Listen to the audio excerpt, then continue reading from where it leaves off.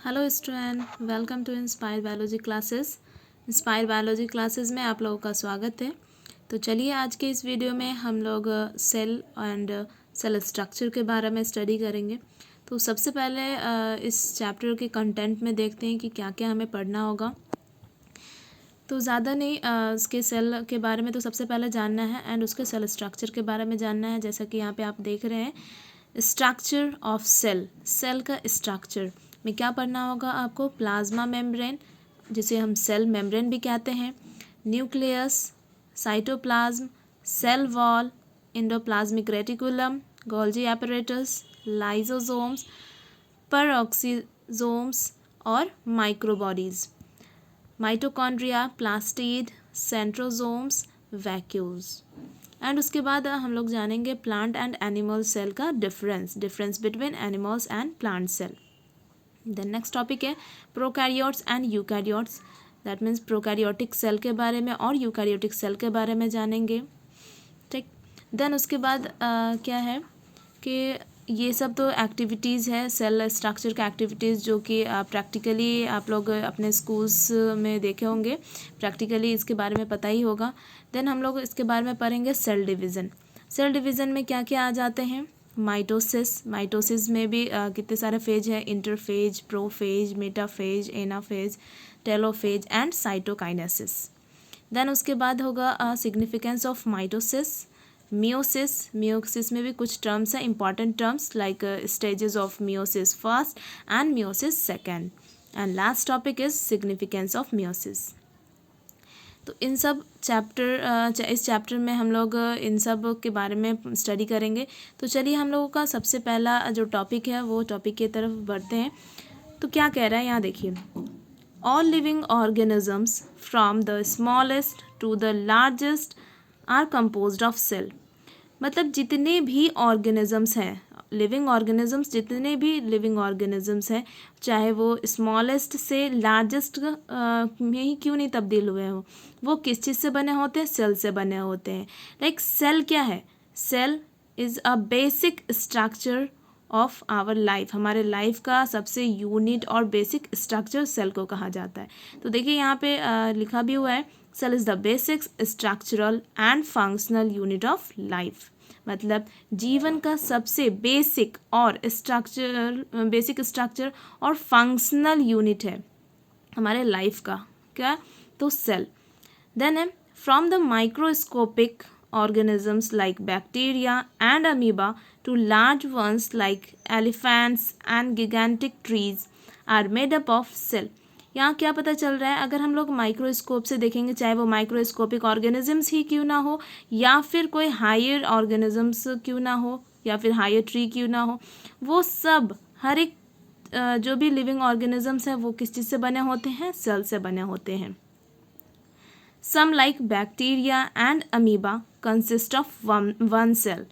Like आपको bacteria और amoeba जो होते हैं वो एक सेल से बने होंगे, while others like human beings are composed of millions of cell।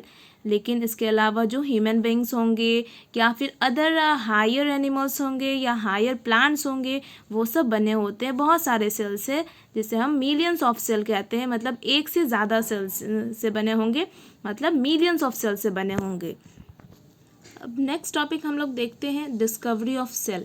Cell का डिस्कवरी किसने किया था, कहाँ हुआ था और किस चीज़ पे सेल का डिस्कवर्ड हुआ था। The first person to see cells was an English scientist Robert Hooke in 1665। मतलब पहला पर्सन जो सेल को देखा था वो था इंग्लिश साइंटिस्ट था, वो जिसका नाम था रॉबर्ट हुक, और उन्होंने 1665 में इसका खोज किया। He studied a thin slice of bottle cork under his self-made microscope। उन्होंने एक पतले स्लाइस, बॉटल कॉर्क के पतले स्लाइस पे उन्होंने स्टडी किया था खुद के बनाए हुए माइक्रोस्कोप से, self made microscope. And observed box like compartment, और उन्होंने एक बॉक्स लाइक कंपार्टमेंट को ऑब्जर्व किया। रिजेंबलिंग अ हनीकम, जैसा कि वो हनीकम लाइक दिखता हो, उस तरह से उन्होंने उसे सीन किया। He called these compartments the cell. उन्होंने इस तरह के कंपार्टमेंट को क्या कहा? Cells. These cells were actually just air-filled space surrounded by dead wall. इन सब सेल एक्चुअली में जो होते हैं वो एयर फिल्ड स्पेस जैसे सराउंडेड होते हैं एक डेड वॉल के थ्रू, ठीक है। With the invention of compounds microscope and later the electron microscope, scientist could study the fine ultra structure of the cell. तो सबसे पहले इसका जो इन्वेंशन हुआ था कंपाउंड माइक्रोस्कोप के थ्रू, एंड लेटर उसके बाद फिर उन्होंने इलेक्ट्रॉन माइक्रोस्कोप, फिर अदर साइंटिस्ट ने इलेक्ट्रॉन माइक्रोस्कोप पे इस सेल का और अच्छे तरीके से अल्ट्रा स्ट्रक्चर ऑफ सेल का मतलब स्टडी किया दूसरे माइक्रोस्कोप पे, जिसे हम इलेक्ट्रॉन माइक्रोस्कोप कहते हैं। अब देखिए कुछ ऐसे बायोलॉजिस्ट थे जिन्होंने अपना एक कंट्रीब्यूशन दिया, जैसे कि सबसे पहले आपको पता ही है कि रॉबर्ट हुक कौन थे। तो रॉबर्ट हुक ने 1665 में ऑब्जर्व किया था the cell in a thin slice of cork for the first time. सबसे पहला टाइम सेल का जो ऑब्जर्वेशन हुआ था एक पतले एक कॉर्क के स्लाइस पे, जिसे रॉबर्ट हुक ने 1665 में ऑब्जर्व किया था। ये जो सेल थे वो the cells were empty and dead. वो जो सेल थे क्या थे? एम्प्टी और डेड सेल पे उन्होंने खोज किया था। He studied the cells with the help of primitive microscope. उन्होंने प्रिमिटिव माइक्रोस्कोप की मदद से सेल का स्टडी किया था। किसने? तो रॉबर्ट हुक ने प्रिमिटिव माइक्रोस्कोप पे सेल का स्टडी किया था। देन उसके बाद दूसरे बायोलॉजिस्ट ने भी अपना कंट्रीब्यूशन दिया। 1676 में लेवेनहुक ने used improved microscope and observed nuclei and unicellular organisms. लेवेनहुक ने भी एक इम्प्रूव माइक्रोस्कोप के यूज्ड से ऑब्जर्व किया न्यूक्लियाई और यूनिसेलुलर ऑर्गेनिजम्स का ऑब्जर्व किया यूनिसेलुलर ऑर्गेनिजम्स को ऑब्जर्व किया। सेकेंड है discovered the free cell in the form of bacteria for the first time. इन्होंने लेवेनहुक ने सबसे पहली बार बैक्टीरिया के फॉर्म में discover the free cell in the form of bacteria के फॉर्म में उन्होंने फ्री सेल में सबसे पहला डिस्कवर्ड किया था लेवेनहुक ने। नेक्स्ट जो बायोलॉजिस्ट थे जिन्होंने अपना कंट्रीब्यूशन दिया वो थे रॉबर्ट ब्राउन ने 1831 में अपना कंट्रीब्यूशन दिया।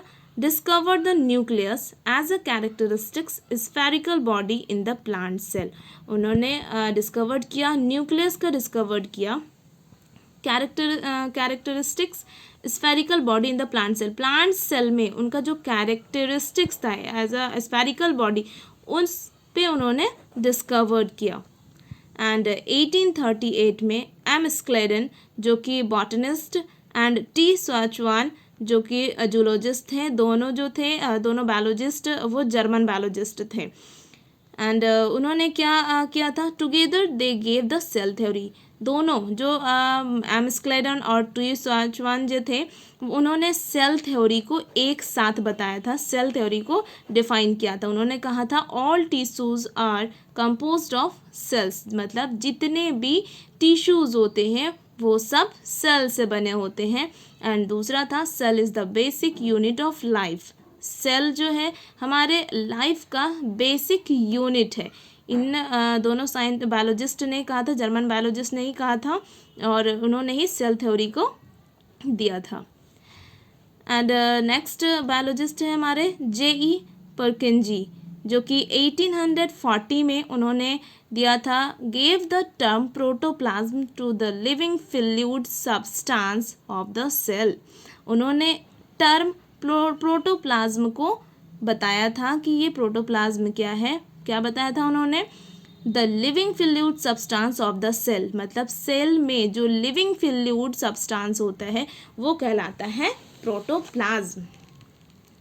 एंड लास्ट जो हमारे बायोलॉजिस्ट थे जिन्होंने अपना कंट्रीब्यूशन दिया वो थे विर्चो, जो कि 1858 में अपना कंट्रीब्यूशन दिए. Further expanded the cell theory, propose that all cells arises from pre existing cells. फिर से जो यहाँ पे सेल थ्योरी जिन्होंने दिया था बॉटनिस्ट जो कि एमिस क्लेडन और टूई स्वैचमैन थे, तो उन्होंने जो सेल थ्योरी दिए तो उसको फर्दर दोबारा वो एक्सपेंड किया एंड सेल थ्योरी के बारे में आगे फिर बताया विर्चो ने, जो कि कहा था सेल थ्योरी के बारे में प्रपोज किया कि जो सेल होते हैं वो सेल अराइज होते हैं प्री एग्जिस्टिंग सेल से. तो चलिए आज के इस वीडियो में हम लोग इतना ही रखते हैं एंड नेक्स्ट वीडियो में हम लोग variation in cells and structure of cell के बारे में स्टडी करेंगे. Thanks for watching my video.